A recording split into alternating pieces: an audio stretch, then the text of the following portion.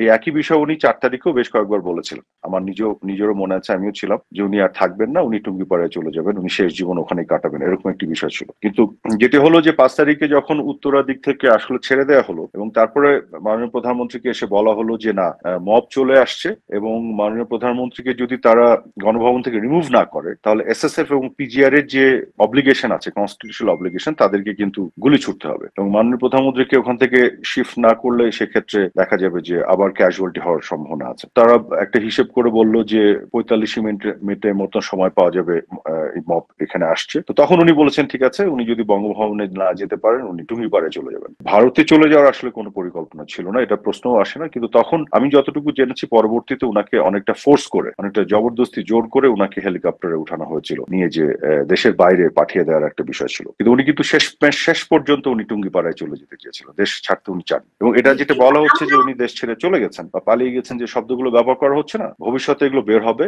উনাকে জোর করে বাধ্য করা হয়েছিল। তো 4 তারিখেই আপনার বিকেলের পর থেকে কয়েকবার আমাদেরকে বলেছিলেন উনি আর থাকতে চান না।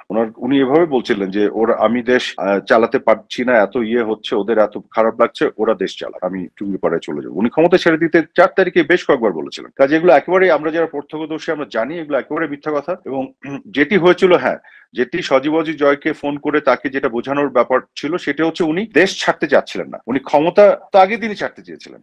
এবং উনি বলেছিলেন উনি পদত্যাগপত্র লিখে সাইন করবেন রাষ্ট্রপতির কাছে, যে উনি এটা হস্তান্তর করবেন এবং পরবর্তী সরকার যেই আসবে, যেভাবে আসবে সেটি উনি ওভারসি করবেন। কিন্তু তারা যখন তাকে জোর করে বঙ্গভবন থেকে বের করে দেশের বাইরে পাঠাতে চাচ্ছিল, সেই সময় উনি এটা জিদ করেছিলেন, উনি দেশের বাইরে যাবেন না। তখন ওই শেখ রেহানাকে দিয়ে বোঝানোর ব্যাপার বা জয়কে ফোন করা হয়েছিল, এই বিষয়গুলি ঘটেছে।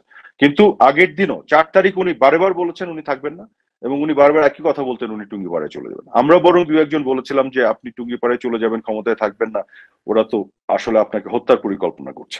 সামনে আছে একটা আন্দোলন, আর পিছন দিকে তো বিভিন্ন ধরনের জঙ্গি এবং এসব সন্ত্রাসীদেরকে নিয়ে এক ধরনের ওনাকে হত্যা করার পরিকল্পনা ছিল। তো এই ধরনের অনেক কমপ্লিকেটেড একটা সিচুয়েশন ছিল 4 তারিখ 5 তারিখে পুরোটা মিলে। তো এইগুলো সত্য আস্তে আস্তে ধীরে ধীরে বের হবে।